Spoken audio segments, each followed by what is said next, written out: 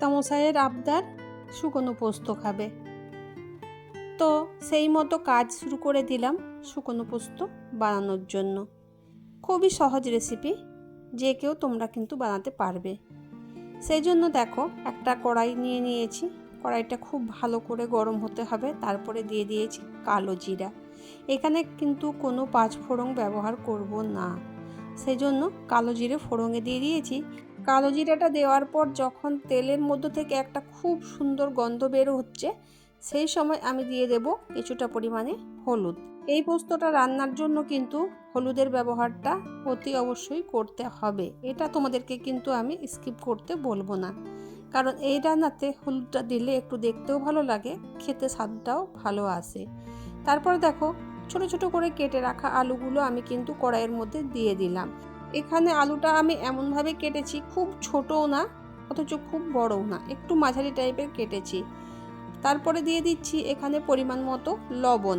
লবণ দিলে আলুটা অনেকটা পরিমাণে তাড়াতাড়ি সিদ্ধ হয়ে যায়, আর সেই জন্যই আমি লবণ দিয়ে অনেকক্ষণ ধরে বেশ ভালো করে আলুটা ভেজে নিলাম। আলুটা ভেজে নেওয়ার পর আঁচটা মিডিয়ামে রেখে আমি ঢাকা দিয়ে দিলাম 5 মিনিটের জন্য। এদিকে আমি পোস্তটা পেস্ট করে নেব, সেজন্য দেখো একটা মিক্সিং জারে আমি দিয়ে দিয়েছি এখানে প্রায় 6 থেকে 6.5 চামচ মতো আমি পোস্ত। তোমরা চাইলে বেশি বা কম দিতে পারো।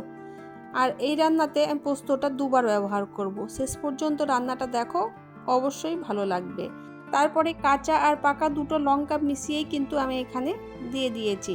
পোস্তটা খুব ভালো করে আমি এখানে পেস্ট করে নিয়েছি, একদম মিহি করে পেস্ট করতে হবে। এই যে দেখো একদম খুব ভালো করে কিন্তু পোস্তটা পেস্ট করে নিয়েছি। তারপরে দেখো এখানে আমি কড়াইয়ের ঢাকাটা 5 মিনিট পর এখানে খুলে দেখছি যে আলুটা অনেকটা পরিমাণে ভাজা হয়ে গেছে। তারপরে এখানে আমি কেটে রাখা 4-5টা কাঁচা লঙ্কা দিয়ে দিলাম। এই রান্নাতে একটুখানি ঝাল ঝাল হলে তবেই কিন্তু খেতে ভালো লাগে।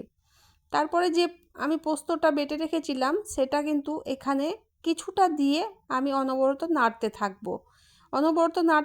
যেমন কোনো কড়াইয়ে মশলা দিয়ে পরে একটুখানি কষানো হয়, সেরকম কিন্তু পোস্তটা দিয়ে আমি অনেকটা সময় ধরে কিন্তু এখানে কষিয়ে নিলাম। তারপরে এখানে আমি পরিমাণ মতো জল ব্যবহার করছি। এইখানে আমি একটু গরম জল ব্যবহার করেছি, তোমরা চাইলে কিন্তু ঠান্ডা জলেও এটা করতে পারো।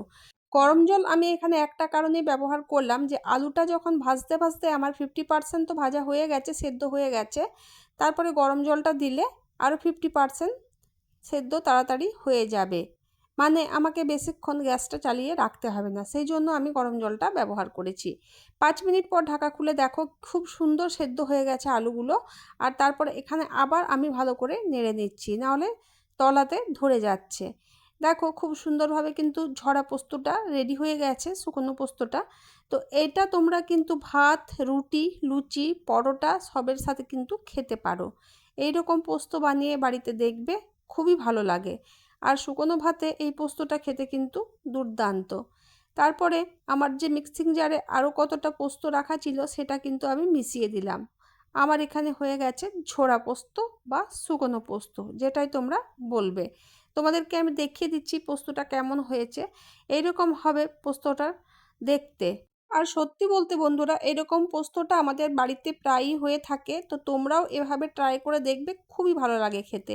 তো বন্ধুরা আজকের ভিডিওটা আমার এই পর্যন্তই। দেখা হচ্ছে নতুন ভিডিওতে। টাটা, বাই বাই বন্ধুরা, ভালো থেকো।